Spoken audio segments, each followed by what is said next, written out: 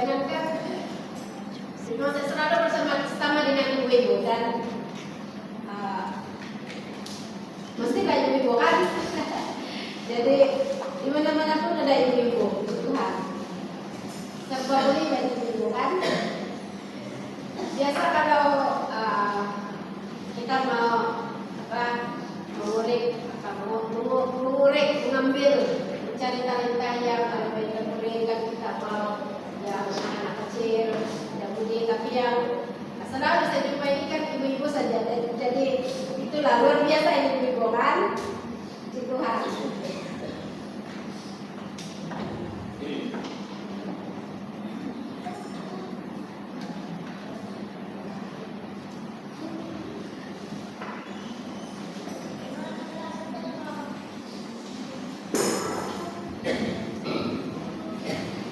Sekali lagi kita bersama-sama yang beberapa bulan yang lalu sebelum konferensi kan kita bersama-sama juga. Tapi pada waktu itu tidak ada karanda waktu itu saya rasa. Yang kali ini pun dalam hati saya bilang seperti sama si pastor, dia bilang saya pakai kopi ini deh. Jadi orang yang luar. Tapi syukur sampai sekarang pun karang masih ada. Sebab itu pengumuman semalam jam 10.30 dia bilang kan, disyukur karena inilah karunia Tuhan untuk kita, satu perkara yang luar biasa yang Tuhan sediakan kepada kita. Oke, jadi saya tidak memanjangkan waktu. Sekarang sudah pindah katakan jam 12 tadi kan.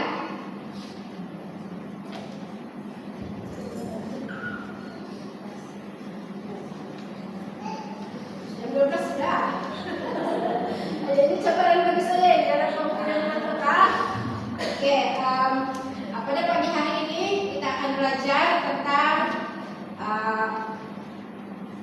pelayanan dan cabaran pelayanan pada masa kini. Dan saya akan terus masuk ke dalam firman Tuhan tentang si Maria dan si Marta.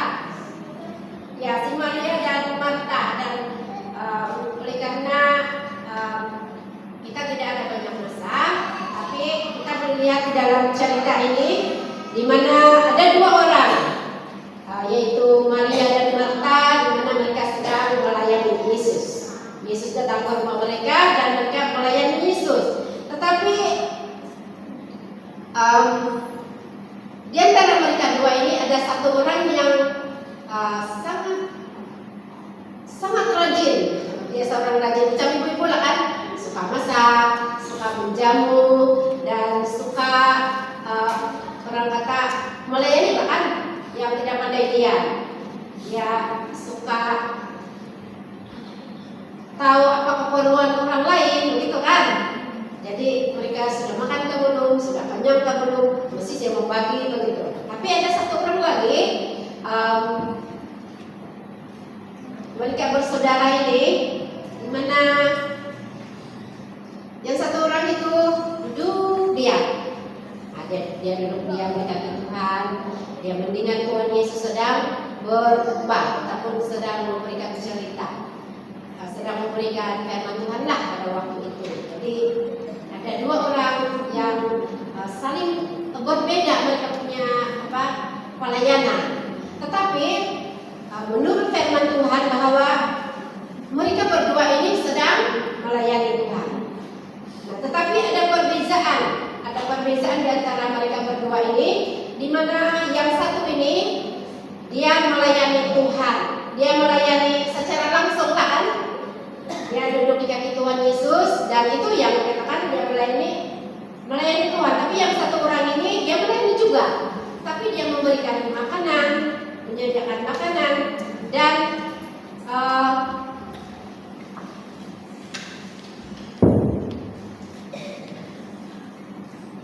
dikatakan bahwa itu adalah pelayanan juga, tetapi dia melayani pekerjaan Tuhan.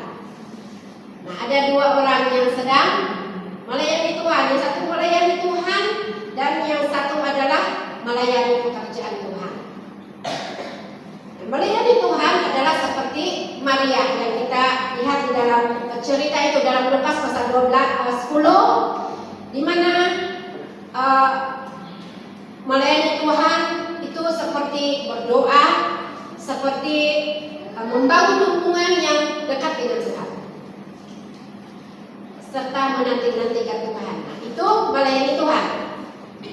Ada orang mengatakan kalau dia sudah berhenti jadi pasangan, kamu masih melayani Tuhan kah? Gitu kan? Tapi sebenarnya melayani Tuhan itu berdoa, kita mengadakan, kita membangun hubungan yang dekat dengan Tuhan. Itulah melayani Tuhan. Tetapi melayani pekerjaan Tuhan seperti kita menari rebana, kita pimpin pujian, dan seperti itulah. Nah, banyak orang yang suka melayani pekerjaan Tuhan, tapi mereka tidak suka melayani Tuhan. Mengerti kan maksud saya? Nah, banyak orang yang mau melayani seperti menari rebana, orang berlomba-lomba, tetapi mereka tidak ada hubungan yang dekat dengan Tuhan. Nah, seperti itu. Dan orang yang melayani Tuhan pasti akan melayani pekerjaan Tuhan, dan itu tidak dapat dipisahkan. Ya, dia tidak dapat berpisah, tidak boleh jalan satu-satu. Kalau orang yang melayani Tuhan, dia pasti akan melayani pekerjaan Tuhan, tetapi belum tentu orang yang melayani pekerjaan Tuhan itu dia akan melayani Tuhan. Seperti yang maksud saya tadi. Ada orang yang pimpin pujian, tetapi hatinya jauh dari Tuhan. Nah, itu maksud saya. Oke, sebelum kita mengetahui beberapa cabaran dalam pelayanan kita pada masa kini, saya ingin memberikan beberapa prinsip pelayanan yang sangat penting yang perlu kita ketahui, yaitu yang pertama, yaitu dasar pelayanan. Dasar pelayanan adalah karakter. Dasar pelayanan kita tidak boleh dibangun atas dasar karunia, tetapi karakter. Nah, bukan berarti karunia tidak penting. Semua kita ada. Kalau kita mau melayani ada karunia lah, kan? Tetapi kita tidak boleh bergantung kepada karunia kita. Dasar pelayanan adalah karakter kita. Karakter dan karunia itu seperti kedua kaki kita. Nah, maksudnya berjalan bersama-sama lah. Karakter dan juga karunia kita itu berjalan bersama-sama. Tidak boleh dia satu saja. Tidak boleh karakter saja dan tidak boleh karunia saja. Dia mesti berpasangan. Dia berjalan bersama. Nah, karakter ialah bernilai kekal di dalam diri kita dan dia menyatakan kasih Tuhan. Karakter melalui proses di dalam hidup kita. Karakter itu tidak akan terus saja menjadi seperti kalau kita mengasihi orang, kan sebelum kita menerima Tuhan kita tidak dapat mengasihi orang, tetapi karena kita diproses oleh Tuhan tiap hari demi hari, kita membaca firman Tuhan, kita bergaul dengan Tuhan, dan akhirnya karakter itu akan bertumbuh hari demi hari, dan akhirnya kita dahulunya yang selalu benci kepada orang lain, akhirnya kita mengasihi orang lain. Nah, itu karakter, karena karakter dibangun dengan proses.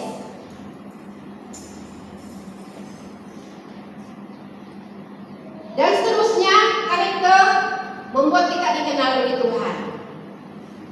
Dan karakter itu harus kita kejar. Kita seperti kekudusan, kan, kejarlah kekudusan. Nah, itu karakter. Tetapi kalau karunia, nilai dia tidak kekal. Dia pandai hilang tak karunia. Siapa yang pandai hilang karunia dia? Misalnya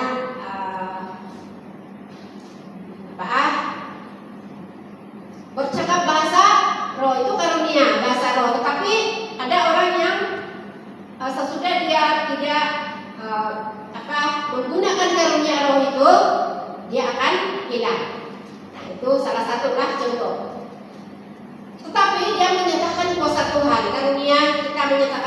kuasa Tuhan. Bila kita ada karunia untuk mendoakan orang lain, itu menyatakan kuasa Tuhan.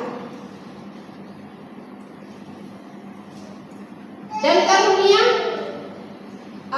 tidak seperti talenta, bakat, tidak seperti bakat. Karunia kita boleh dapat secara serta-merta. Ada orang yang tidak boleh mendoakan orang lain, tidak dapat berdoa untuk orang lain, tetapi Tuhan memberikan dia dan dia dapat mendoakan orang lain dan orang itu disembuhkan. Itulah sebabnya ada orang terkejut dan bilang, boleh pula saya mendoakan orang lain, boleh pula orang sembuh apabila saya berdoa. Dia bilang, nah itu karunia yang Tuhan beri.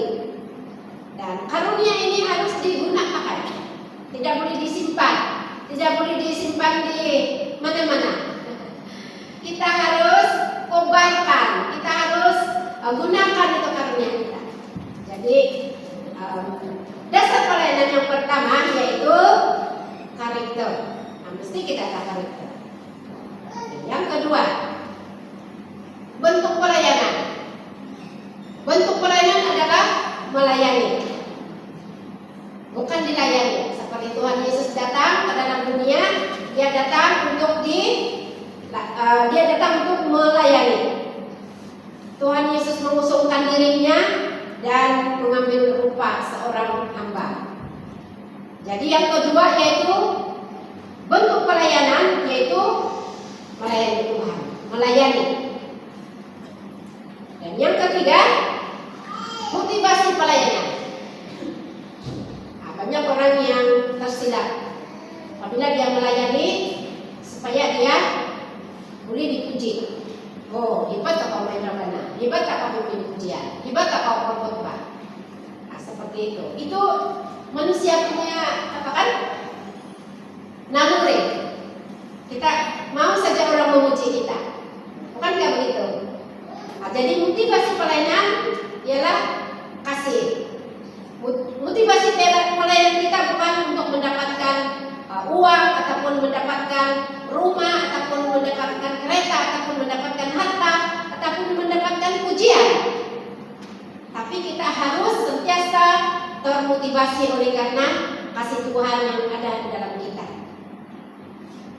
yang sudah dicurahkan kepada kita. Nah, kasih Tuhan itu membuat kita sabar, membuat kita murah hati, dan membuat kita tidak sombong, membuat kita tidak mau dengan pujian. Nah, seperti itu karena motivasi pelayanan kita dalam apa saja pelayanan bukan karena kita dipuji. Yang keempat, ukuran kesuksesan di dalam pelayanan. Ukuran kesuksesan ataupun kejayaan dalam pelayanan bukanlah karena banyaknya pelayanan yang kita buat ataupun berhasilnya pelayanan yang kita buat, tetapi karena pengorbanan kita. Kesuksesan pelayanan tidak diukur oleh berapa banyak yang ada pada kita, bagaimana bagusnya karunia kita, melainkan betapa besarnya pengorbanan kita kepada orang-orang yang masih belum percaya pada Tuhan, orang-orang yang lemah ataupun orang-orang yang tidak diperhatikan, orang-orang yang hina. Seperti si Rasul Paulus, dia sentiasa mau melayani jiwa-jiwa yang belum percaya kepada Tuhan. Dan inilah ukuran pelayanan yang benar, yaitu karena pengorbanan kita. Yang kelima yaitu otoritas pelayanan. Otoritas pelayanan adalah penundukan diri. Biasanya orang yang dalam pelayanan, kalau dia sudah pandai kan,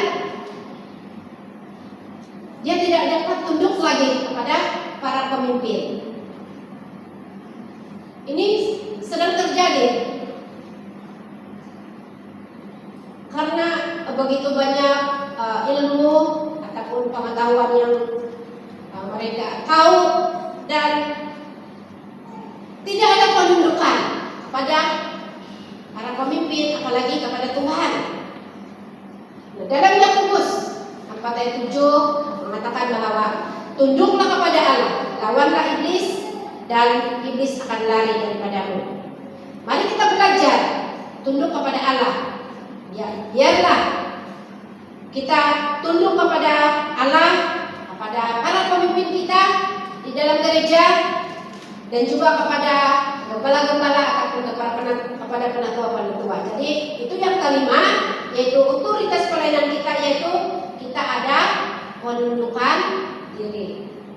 Yang keenam, macam laju pula saya, supaya kita tidak mengantuk, sebab sekarang ini kan yang matahari di tengah-tengah sudah.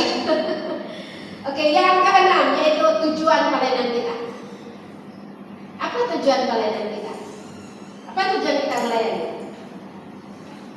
Adakah karena kita ingin dipuji, ataupun adakah karena kita ingin lihatkan bahwa kita ini ada ilmu pengetahuan, ataupun ada karunia yang boleh membawa jiwa kepada Tuhan, ataupun bagaimana? Yang keenam yaitu tujuan pelayanan kita. Apapun pelayanan di dalam gereja, di mana-mana saja pelayanan untuk Tuhan, itu tujuannya adalah untuk siapa? Untuk memuliakan Tuhan.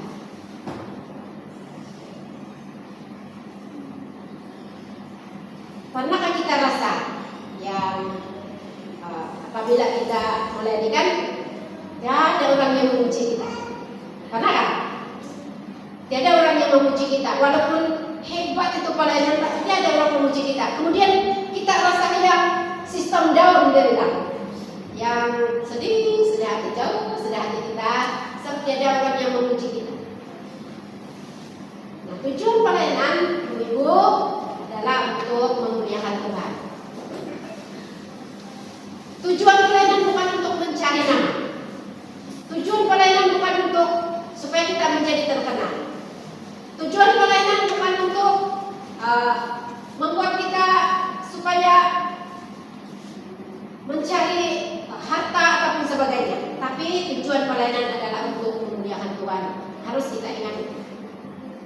Apabila kita mulai melayani Tuhan, membuat satu-satu pelayanan karena ada udang di sebalik batu ataupun ada udang di sebalik mie,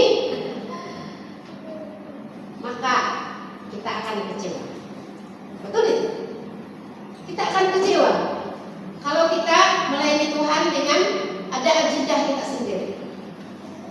Tetapi kalau kita melayani Tuhan karena kita memuliakan Tuhan, kita tidak peduli orang tidak puji kita, orang rendah-rendahkan kita pun kita tidak peduli, sebab tujuan kita adalah untuk memuliakan Tuhan. Kata firman Tuhan dalam Yohanes 3 ayat 30, ada bilang si Yohanes, biarlah saya semakin kecil dan Tuhan Yesus semakin besar. Dia bilang Yohanes Pembaptis. Karena pelayanan dia itu adalah pelayanan untuk memuliakan Tuhan. Dan kita harus ingat bahwa segala sesuatu yang kita kerjakan itu adalah Tuhan yang mengerjakannya bagi kita. Ada 10 ya. Yang ke-6, yang ke-7, sarana pelayanan. Sarana pelayanan ataupun alat-alat dalam pelayanan. Ya, alat-alat dalam pelayanan dah. Alat-alat pelayanan adalah firman Tuhan.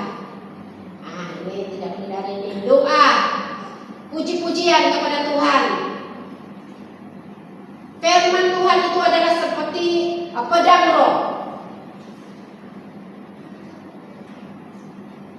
yang kita guna di dalam peperangan. Firman Tuhan itu membersihkan dan menguduskan kita. Firman Tuhan Juga kita tahu bahwa di dalam nama Tuhan Yesus semua kuasa akan tunduk di dalam nama Tuhan Yesus, karena itu adalah firman Tuhan. Dan yang seterusnya itu doa. Doa membuatkan kita menang di dalam peperangan. Doa menghasilkan kuasa. Bila kita berdoa, kita akan Tuhan akan melakukan perkara yang besar. Bila kita berdoa, kita akan mendapatkan damai sejahtera. Bila kita berdoa, Tuhan akan buka bukan saja tingkap-tingkap surga, tetapi Tuhan akan buka pintu surga kepada kita. Dan Tuhan akan mengubahkan dunia ini. Seperti yang sedang terjadi di dalam dunia ini, baru-baru ini kita dinamai COVID-19 kan, dan banyak lagi perkara-perkara yang terjadi. Tetapi karena kita berdoa, itu adalah sarana kita, maka kita telah melalui beberapa fase dan kita telah dipulihkan. Nah, pujian salah satu sarana di dalam pelayanan, pujian. Puji-pujian kepada Tuhan. Pujian kepada Tuhan itu meruntuhkan tembok Yeriko kalau di dalam perjanjian lama. Nah, pujian membuat musuh-musuh kita terpukul. Pujian menarik banyak jiwa kepada Tuhan. Pujian ada kuasa. Nah, kuasa di dalam pujian. Nah, di dalam firman ada kuasa. Ucapan, perkataan firman, di dalam doa ada kuasa. Dan marilah kita tetap berdoa. Inilah sarana pelayanannya. Dan yang ke-8, kuasa pelayanan.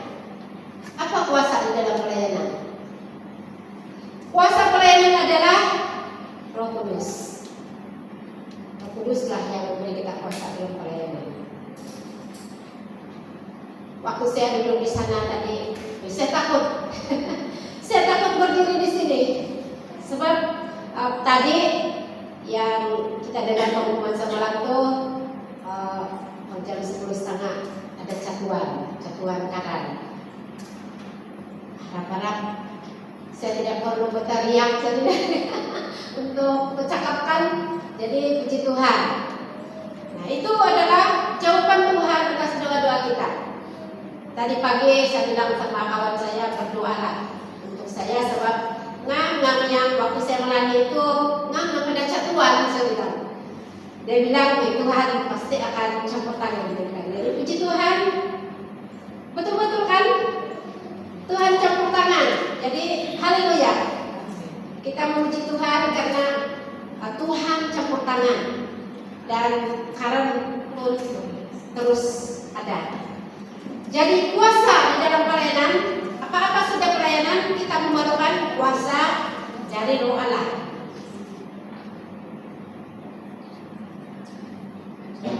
Dan kuasa Roh Allah lah yang memberi kita kekuatan untuk mendoakan pada orang-orang sakit. Bila kita mengabarkan, memberitakan kabar baik kepada orang lain, kuasa Roh Kudus lah yang akan membantu kita.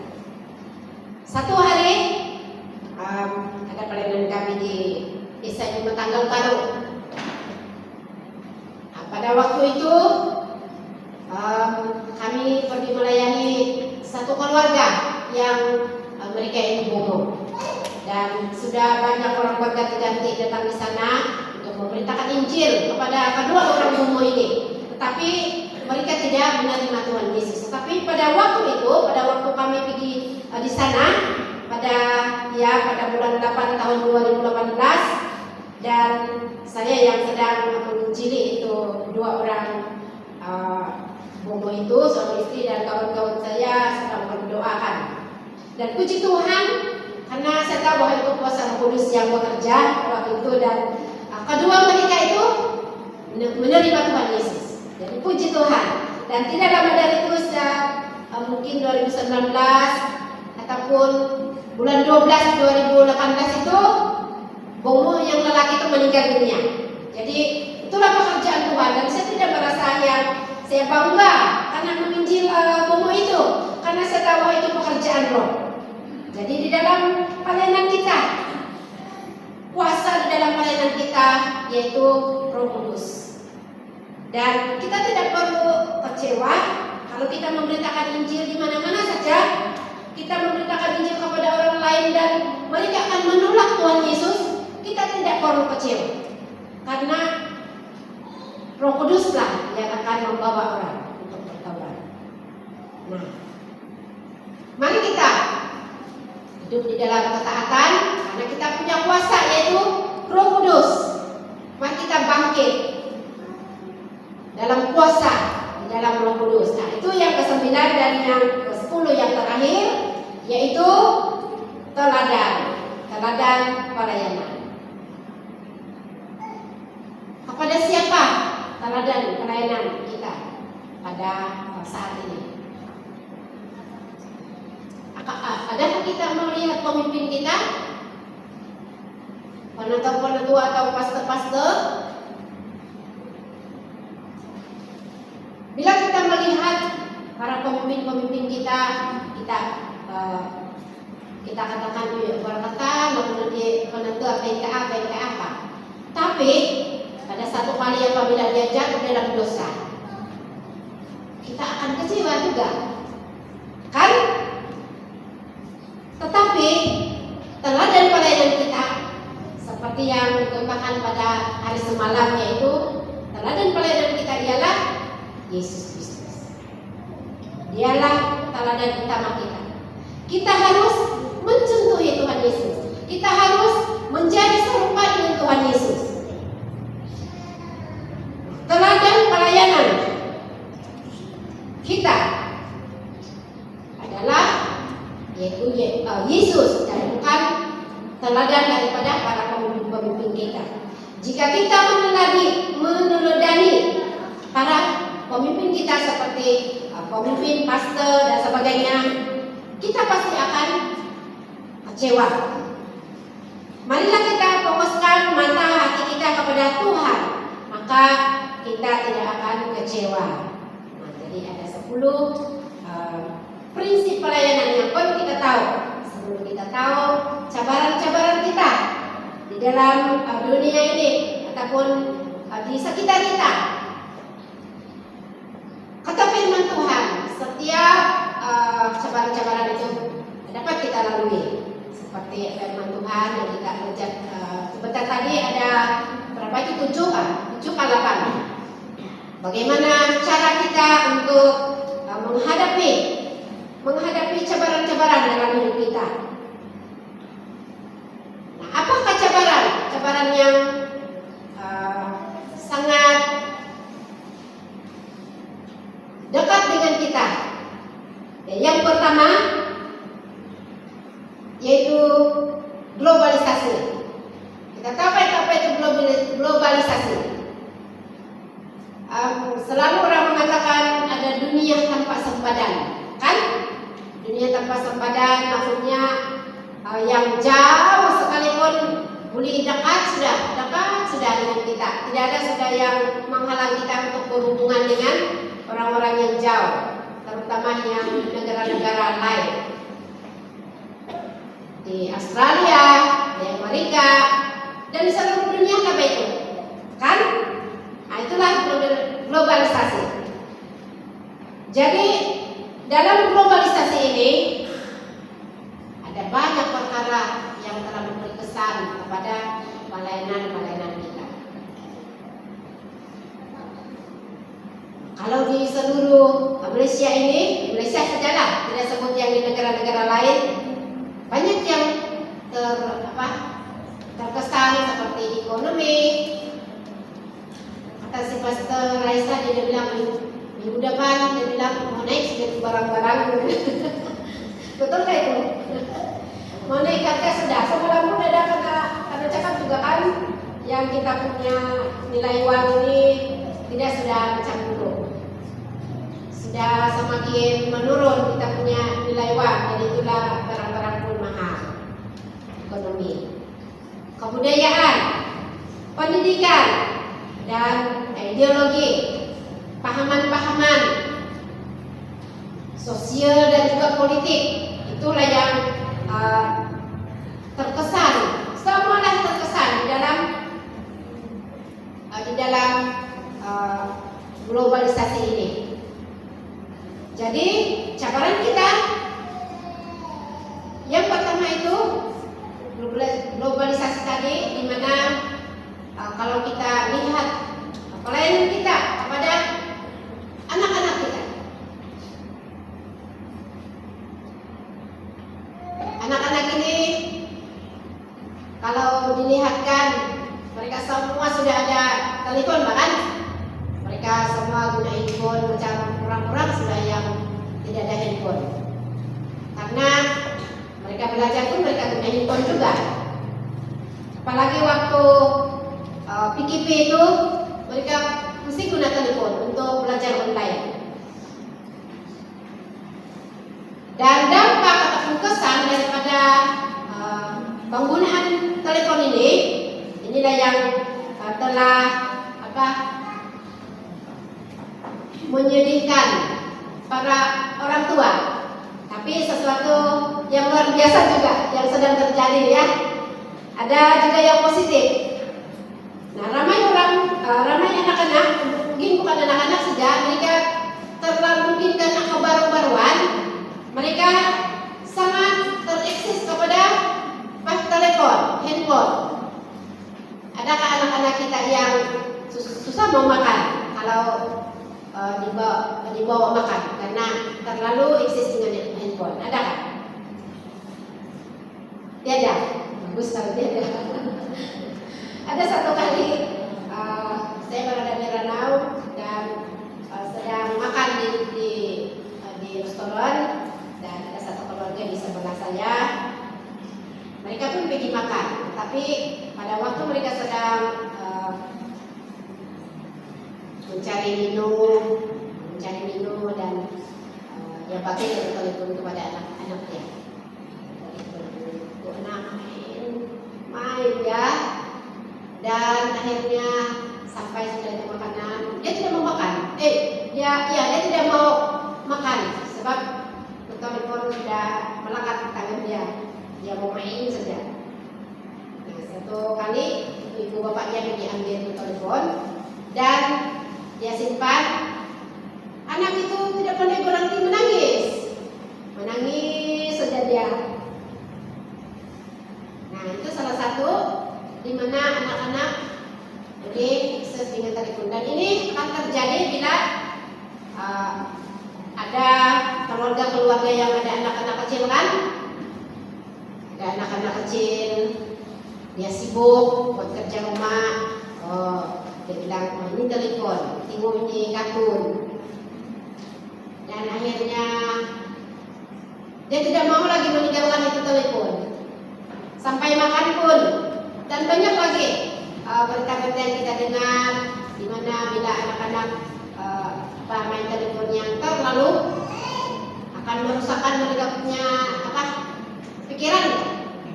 pikiran, dan ada yang tidak pandai jalan lurus karena terlalu mungkin kena radiasi ataupun dengan telepon kan, jadi membahayakan.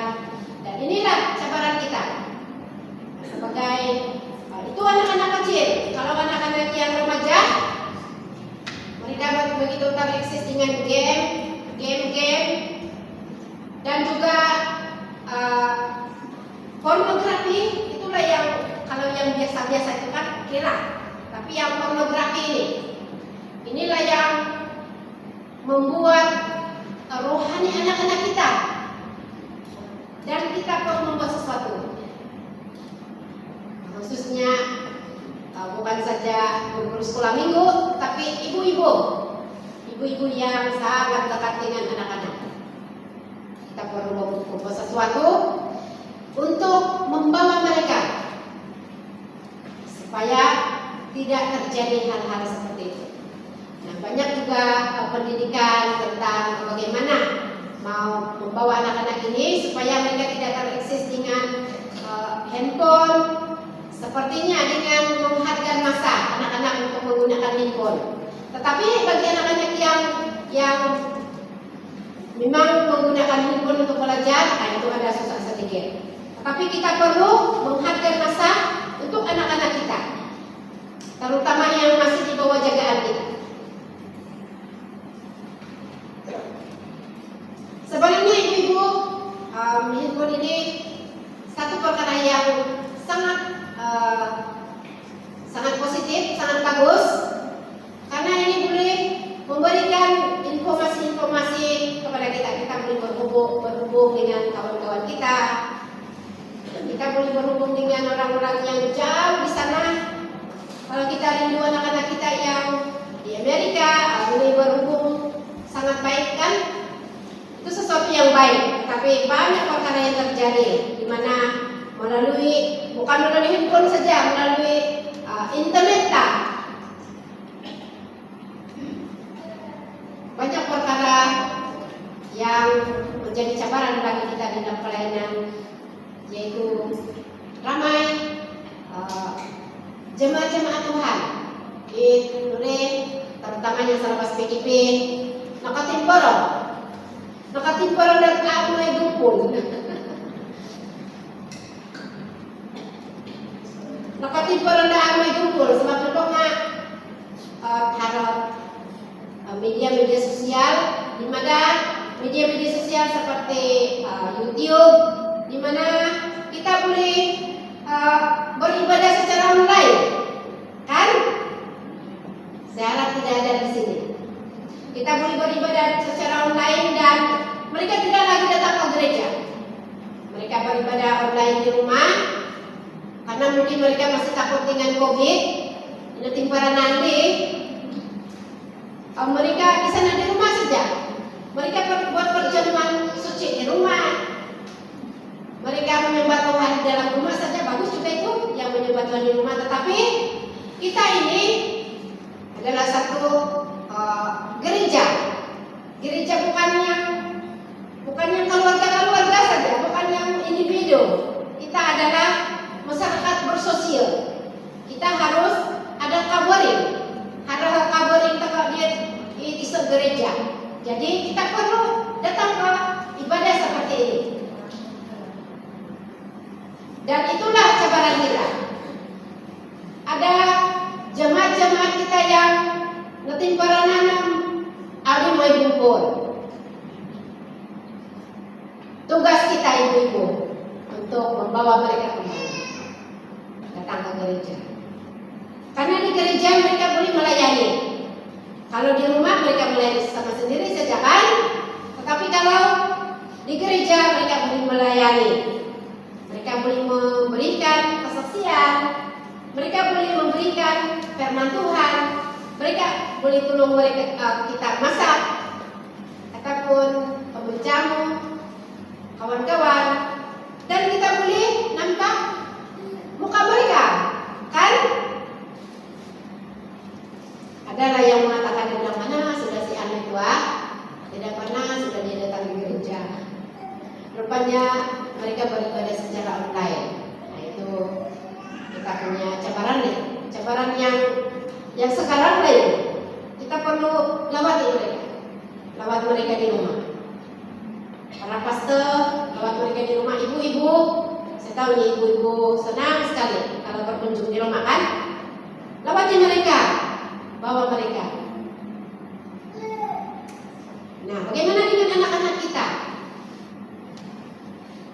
Anak-anak kita yang sudah teropsi, sudah betul dengan dengan perkara-perkara yang di internet lah ini.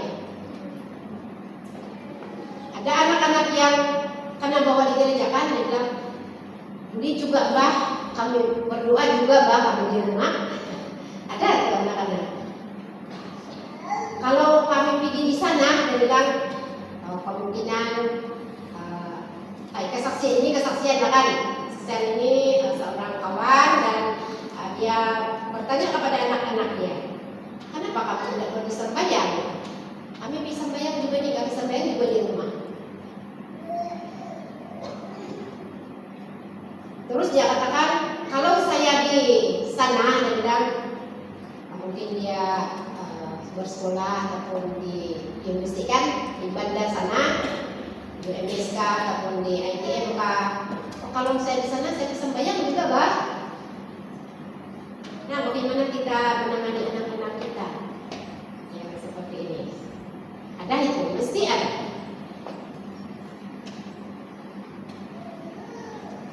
Kadang-kadang kita ibu-ibu tidak boleh marah-marah dengan anak-anak. Kalau mereka tidak bisa bayangkan, jangan selalu marah-marah mereka. Sepertinya yang kita menghakimi lah begitu. Kalau yang tidak bisa bayang, begini-begini. Mari kita ambil pendekatan. Selain daripada mendoakan anak-anak kita dalam rumah, membuat persatuan keluarga, kita mendekati anak-anak kita. Kita mendekati dengan mungkin kita berusaha, mungkin banyak sudah cara kita buat untuk mendekati anak-anak kita. Ada anak-anak yang tidak boleh didekati dengan cara yang kasar. Kalau kita kasar sama orang kan, mereka akan tambah kasar. Ada di seorang anak, satu keluarga yang punya anak 10 orang. Jadi susah bahkan ada kayak anak 10 orang di sini. Susah banget mau mengendali anak-anak yang ramai kan. Jadi ada anak-anak yang nakal sedikit. Jadi dia pergi bercakap dengan anak dia dengan cara yang kasar. Dan anak itu dia memberontak kita nakal. Sebab dia menangani dengan cara yang kasar. Nah, coba ambil lagi pendekatan yang lain. Nah, begitu. Nah, boleh kan lupain, Roni. Nah, saya sama-sama jalan nama anak. Roni, boleh kan lupain? Alawa PK apa? Boleh kan apa?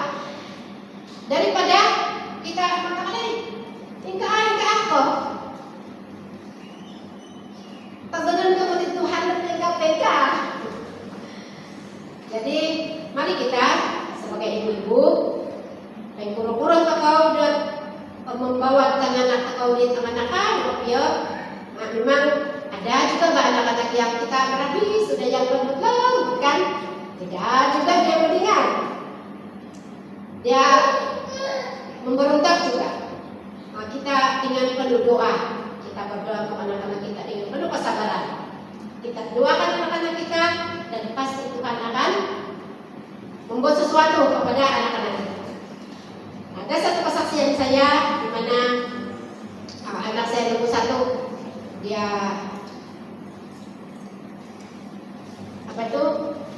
tidak berapa sehat lah waktu dia menghadapi exam dia SPM. Dia kata dia mendengarkan suara-suara orang macam yang ada masalah mental benar-benar lah seperti itu. Jadi dia akan kasih cuti 2 minggu begitu. Jadi pada waktu dia sedang berada di rumah itu, kami ada juga perasaan yang macam marah dengan dia gitu kan, kenapa begini-begini. Tapi dengan kesabaran kami coba bertanya kepada dia apa masalah-masalah dia, dan kami mendoakan dia setiap pagi, kami doakan dia dan akhirnya dia sembuh. Bukan juga lah yang memberontak, tidak, tapi kita harus membuat satu pendekatan kepada anak-anak kita yang nakal, yang suka memberontak. Jangan membuat mereka marah. Kita membuat pendekatan yang baik, ya, supaya anak-anak kita pun merasa bahwa mama saya sayang sama saya. Nah, seperti itu. Kalau kita berkasar dengan mereka, mama saya itu marah-marah saja sama saya. Bila bercakap marah saja. Tidak pernah saya dengar yang saya tidak pernah rasa yang mama saya sayang sama saya ada. Mungkin itu masalahnya. Nah, jadi kita sebagai ibu-ibu, kita yang dekat dengan anak-anak kita, mari kita Apa dia bilang kalau menggiri situ dia bilang. Kadang-kadang kan anak-anak perlukan pelukan kita. Kita peluk saja mereka, kita tidak perlu cakap apa-apa. Mereka rasa yang mereka dikasihi itu. Nah, ibu-ibu yang tidak pernah peluk anak-anak, peluklah anak-anak kita walaupun mereka sudah besar. Itu waktu anak saya itu dia pergi di sana di Pining, saya pun jalan juga mau peluk anak saya, sebab saya malu. Saya malu juga sebab kami tidak selalu bersama-samanya. Sebab dia tinggal di asrama dari tingkatan 1 sampai tingkatan 5, lepas itu di metrik, dan itulah kami tidak banyak masa kami bersama. Tapi itu anak saya, dia pergi peluk saya. Dia pergi peluk waktu dia mau jalan sudah jalan pergi metrik, dan waktu pergi Pining dia peluk. Dia merasa bahwa kita mengasihi dia, kan? Jadi Tuhan pun mau kita supaya kita membuat satu pendekatan yang baik kepada anak-anak kita. Nah, itu di dalam keluarga kita. Dan yang seterusnya, yang ketiga sudah kali ini. Mungkin tidak banyak kan? Sekarang mengucapkan jam 1 sudah. Oke, satu lagi, kepemimpinan. Kita punya apa? Cabaran kita, ibu-ibu dalam kepemimpinan. Seperti yang saya katakan tadi, pelayanan itu adalah penundukan. Ya, dasar pelayanan adalah penundukan kepada Tuhan. Dan bukan sejak penundukan kepada Tuhan, tapi penundukan kepada para pemimpin-pemimpin kita. Dan cabaran kita pada hari ini yaitu ramai pemimpin-pemimpin, ataupun khususnya saya mau sebut di kalangan ibu-ibu, di kalangan wanita, ada juga kelas di mana tidak ada penundukan kepada para pemimpin. Masalahnya yaitu mereka jalan sendiri, kan? Ada itu. Mereka kata orang Indonesia sok tahu. Mereka tahu sudah semua. Jadi mereka tidak lagi berharap kepada pemimpin mereka di atasan. Mereka berjalan sendiri. Dan mereka merasa bahwa mereka sangat benar. Mereka benar, saya betul sudah itu saya buat. Begitu. Nah, inilah yang sedang terjadi kalau di dalam pelayanan wanita, kalau di dalam pelayanan wanita, kalau dalam pelayanan saya, di dalam pelayanan di Talubita, ada masa di mana para pemimpin-pemimpin itu, pemimpin di kalangan pemimpin tadi kan, habis dalam kepemimpinan tempat ada ketua sidang, ada timbalan, ada setiausaha, bendahari, dan ICG majelisnya. Dan kalau dalam kawasan itu, bisa dalam ketua kawasan, apa yang saya katakan di sini, di mana ada para pemimpin yang suka mengambil alih tugas orang lain. Betul nggak itu? Seperti kalau saya mengurusi pelayanan wanita di kawasan itu. Ada orang-orang di bawah saya itu yang mungkin dia rasa dia pengurusi. Bukan juga lah, dia tidak rasa dia pengurusi. Mungkin dia tengok saya tidak berapa kali berjalan, kan? Seperti yang dia ini. Jadi dia mau bertindak sebagai pengurusi, tapi dia bukan pengurusi. Nah, maksudnya ada miskomunikasi di dalam kepemimpinan. Begitu juga dengan pelayanan-pelayanan yang lain. Nah, ini ada terjadi ini. Dia cuma wakil saja dari kawasan, dari pelayanan, tetapi dia seperti ketua kawasan. Dia pula yang mengarah ketua kawasan, seperti itulah. Dia mengarah ketua kawasan, mengarah timbalan dia, tapi dia ahli majelis saja. Dan itu adalah satu perkara yang tidak sehat. Dan inilah kita punya cabaran. Kita perlu belajar, tentang tugas-tugas kita. Nah, itu cara penyelesaiannya. Kita perlu belajar tugas-tugas kita. Pengurusi apa tugasnya? Timbalan pengurusi apa tugasnya? Setiausaha apa tugasnya? Siapa yang ada beli ini buku wanita? Ada nggak di sana itu? Ini pelayanan wanita punya. Kamu perlu ada ini semua ibu-ibu, supaya kita perlu jelas tugas kita di dalam, khususnya dalam pelayanan wanita. Karena kalau tidak, ini merupakan sesuatu yang tidak sehat. Dan inilah kita punya cabaran.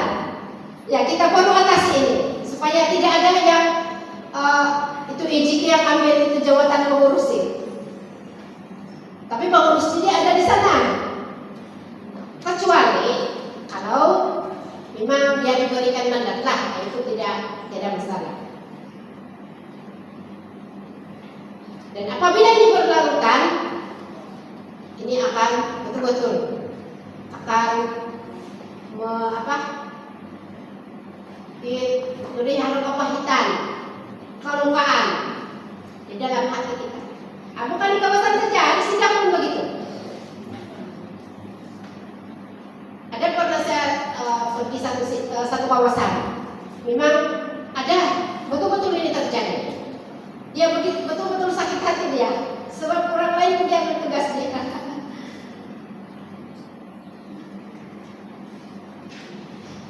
Mari kita ibu, kita bukan saya tahu sudah juga ini, tapi memang inilah kita punya seperti yang prinsip pelayanan itu. Prinsip pelayanan adalah kita tunduk kepada para pemimpin. Kita tidak boleh melawan pemimpin kita. Tapi bila itu tentang kebenaran firman Tuhan, kita boleh nego, dia bilang runding, kita boleh berbincang. Kalau dia tentang doktrin, ya, yang tidak betul. Ibu-ibu, ada 10 prinsip yang kita sudah belajar tentang prinsip-prinsip pelayanan, dan itu sangat perlu kita tahu, karena kalau kita tidak tahu itu, kita akan tersesat daripada pelayanan-pelayanan kita. Dan ada beberapa cabaran kita yang sedang kita hadapi pada saat ini. Seperti yang saya katakan tadi, kalau melalui media sosial, kadang-kadang di WhatsApp yang biasa ada WhatsApp. Di WhatsApp boleh kasih begaduh, kasih batu api, kan? Ini ada cerita yang dulu lah, kita kasih sampai jam 1 lah. Ada cerita yang dulu ini di Pekanbaru kita baik. Tapi ini belum ada internet baik waktu itu. Jadi bebas ke kita pakai yang telepon yang batu busuk itu. Yang batu busuk kan, yang Rukia itu kata ini satu orang, si pasta itu ada di mana? Kenapa? Dia tidak membalas by SMS. Itu pun satu masalah ya.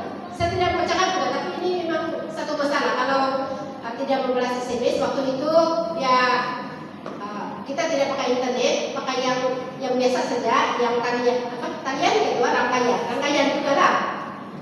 Tapi dia tidak membalas. Itu pun satu masalah kan? Satu cabaran kita juga.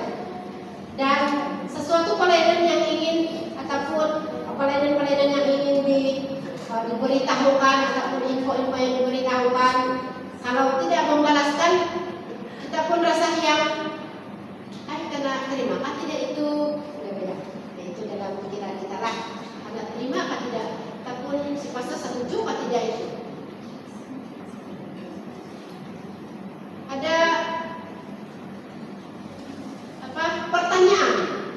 dan itu sesuatu yang tidak efektif di dalam pelayanan. Nah, saya sebuli-bulinya bagi saya secara pribadi, kalau internet masih ada, line telepon masih ada, kalau ada yang SMS saya mesti balas. Kalau yang saya tidak dapat jawab dia punya pertanyaan itu, nanti dulu. Saya kasih tahu, nanti dulu. Nanti saya jawab. Nah, seperti itu. Karena ini akan menimbulkan sakit hati juga. Mungkin pengerusi ataupun bendahari satu usaha mau tanya sesuatu, dia mau cepat sudah. Ayolah. Kenapa dia tidak balas? Nah, menimbulkan kelukaan di dalam hati, kepahitan di dalam hati. Begitu juga di dalam pelayanan-pelayanan yang lain. Kecuali lah kalau tidak ada internet, bahkan memang kita tidak dapat kasih salah lah kalau tidak internet. Tadi pun ada yang SMS, pastor, dia bilang begini, dia bilang, ini pastor tidak balas, dia bilang, tapi saya sudah kirim. Rupanya itu lain tidak bagus, tapi akhirnya sampai juga. Oh, ada pula, dia bilang. Nah, itu sesuatu yang biasa di antara kita. Tapi kita perlu perbaiki. Ada yang sudah menentukan. Oke, jadi begitulah yang kita belajar pada hari ini. Minta maaf sebab seperti kalang kabut karena mengejar masa. Mari kita berdiri. Kita percaya bahwa bukan semua sudah saya sebutkan. Saya tidak sebutkan semua cabaran. Memang banyak lagi cabaran kita, tapi itulah yang dapat saya sebutkan pada hari ini. Dan biarlah kita sebagai di dalam pelayanan wanita ini dikira paling ramai kalau seperti